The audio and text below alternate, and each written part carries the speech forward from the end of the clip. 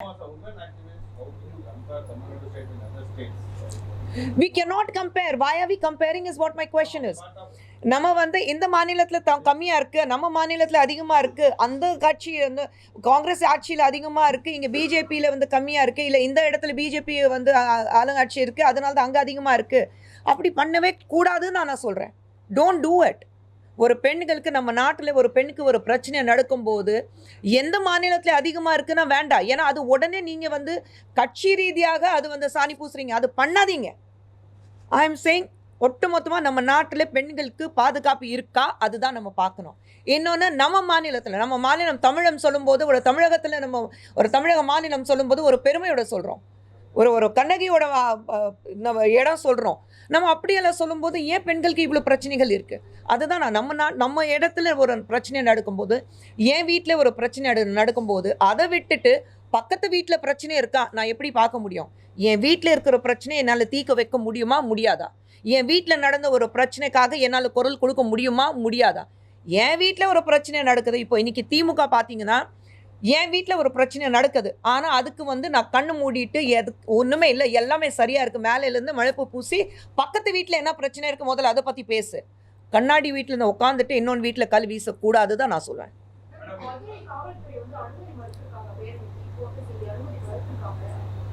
அதை நீங்கள் கேளுங்க, ஏன் அனுமதி மறுத்துறாங்க? இப்போ எல்லாத்துக்கும் நீங்கள் உங்கள் ஆளுங்கட்சியில் இருக்கிறபோது நீங்கள் வந்து உங்களுக்கு கூட்டணியில் இருக்கிறவங்களுக்கு நீங்கள் வந்து எல்லா பர்மிஷன் கொடுக்குறீங்கல்ல.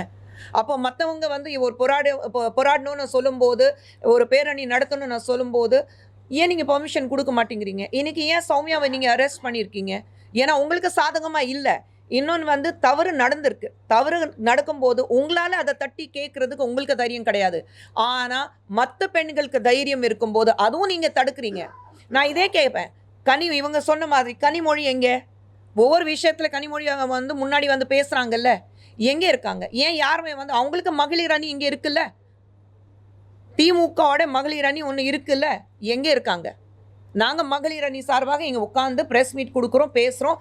நாளைக்கு எங்களை கைது பண்ணாலும் பரவாயில்ல, நாங்கள் வந்து பேரணிக்கு போவோம். சௌமியா வந்து என்னை அரெஸ்ட் பண்ணாலும் பரவாயில்ல, நான் பேரணிக்கு போவேன், போராட்டத்துக்கு போவேன். அரெஸ்ட் ஆனாங்க.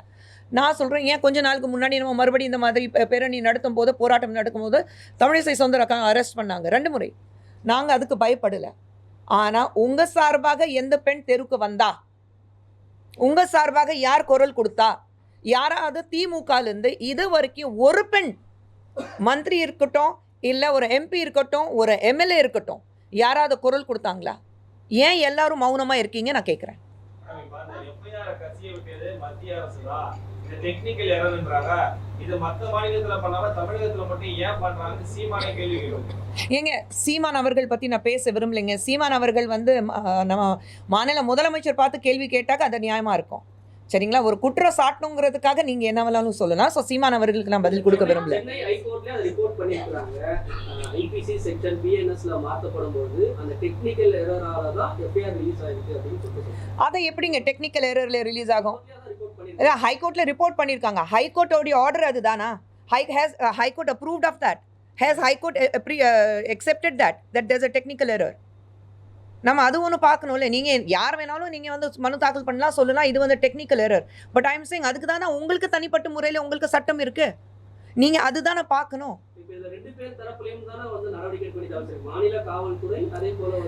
யார் நீங்கள் நடவடிக்கை எடுங்க. அதனால தான் நாங்கள் வந்து நீங்கள் வந்து நடவடிக்கை எடுக்காதீங்கன்னு நாங்கள் யாருமே சொல்லலை.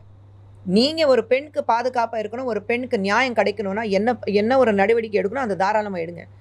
நான் சொல்கிறது ஒன்றா, ஒரு எங்கேயாவது நம்ம வீட்டில் ஒரு டேப்பில் வந்து எங்கேயாவது ஒரு லீக்கேஜ் இருந்தால் அதுதான் முதல்ல சீல் பண்ணுவோம். மொத்தமாக மேலேருந்து ஃபுல்லாக விழும்போது அப்புறம் பார்த்துக்கலாங்கிறது கிடையாது. ஸோ எங்கே லீக்கேஜ் இருக்கும் முதல்ல அதை சீல் பண்ணுங்களேன். ஏன் ஒவ்வொரு முறையும் ஒரு பெண் தான் பலியாக்கணுமா இந்த மாதிரி விஷயத்துக்கு?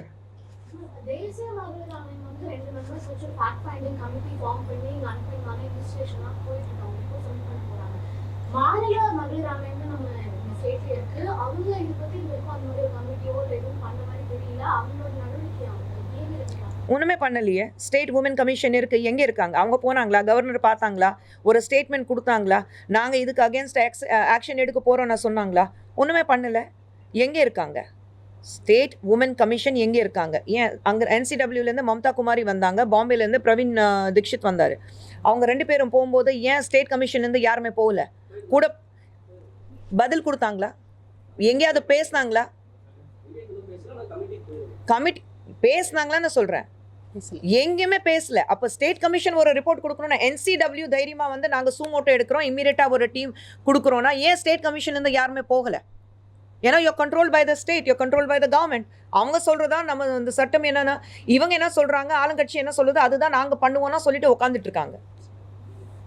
யார் அந்த சார் அப்படிங்கிறது வந்து ஒரு முக்கியமான விவாதமா இருக்கு மேடம். பிஜேபி தரப்புலையும் அதை என்ன தொடர்ந்து முன்வைக்கிறீங்களா? ஞானசேகருக்கு பின்னணியில யார் இருப்பாங்கன்னு பிஜேபி தரப்புல ஆமாங்க, அதுதான கேள்வி கேட்டுட்டு இருக்கோம். யார் அந்த சார்? சார் சொல்லி தான் விட்டோம். யார் அந்த சார்? போலீஸ் என்ன சொல்றாங்க, மொபைல் ஆப்ல மோட இருந்துச்சு, ஆன்ல இல்ல, அவர் மிரட்டுறதுக்காண்டி அந்த தன்னோட கருத்துக்கு இணங்க வைக்கிறதுக்காண்டி அப்படி மிரட்டி இருக்காரு அப்படிங்கிற மாதிரி போலீஸ்.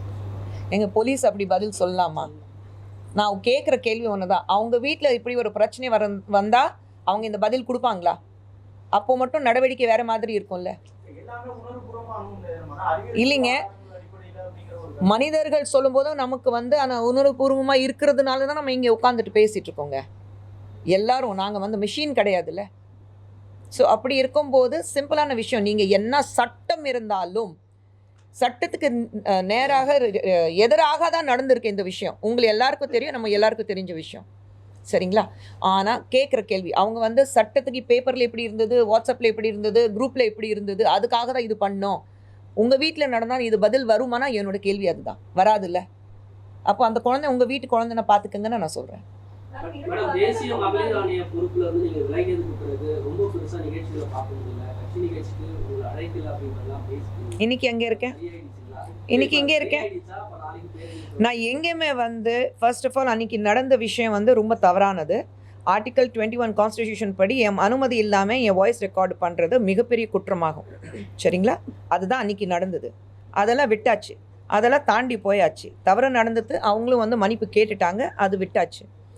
இதுக்கப்புறம் என்ன புது வருஷத்தில் புதுசாக என்ன பண்ணணும், இன்னும் நல்ல வகையில் இன்னும் என்னென்ன விஷயங்கள் நம்ம பண்ண முடியும் அதுதான் பார்த்துட்டு போகணும்னா தவிர கடந்த விஷயம் அப்படி கடந்து போகட்டும். No point. துணைவேந்தர்களை நியமிப்பது ஆளோட பொறுப்பா இருக்கு.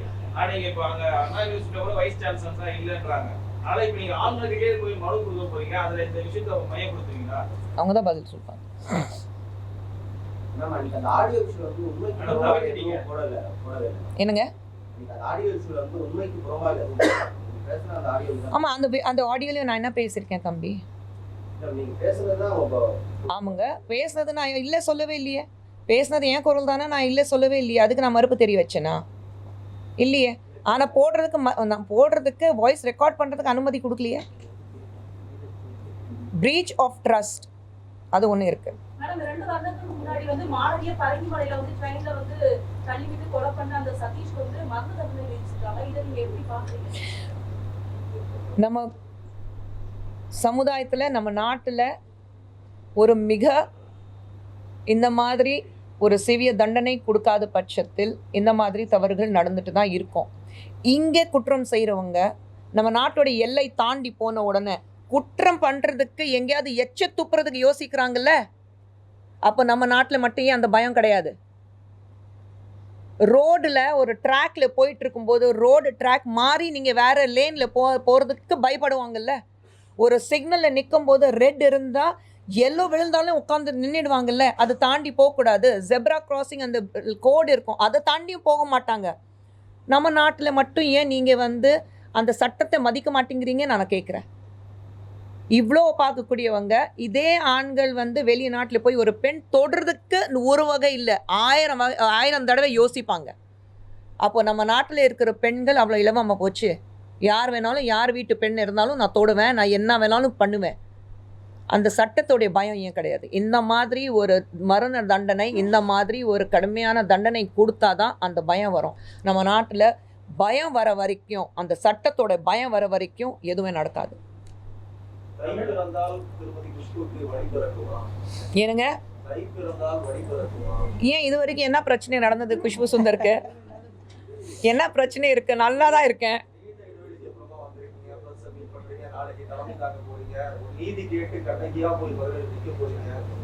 நான் என்னைக்குமே கண்ணகி தானே. புது சூழ்நிலையம் சென்னைக்கு வந்து ஒரு 38 வருஷம் ஆச்சு. 38 வருஷமாக கண்ணகியாக தான் வாழ்ந்துட்டுருக்கேன். மனசில் பட்டது பேசுவேன், மனசில் பட்டது செய்வேன். அது ஒன்றும் எந்த மாற்றமும் கிடையாது. குஷ்பு சுந்தர் எப்படி இருந்தாலோ இன்னி வரைக்கும் அப்படி தான் இருக்கா.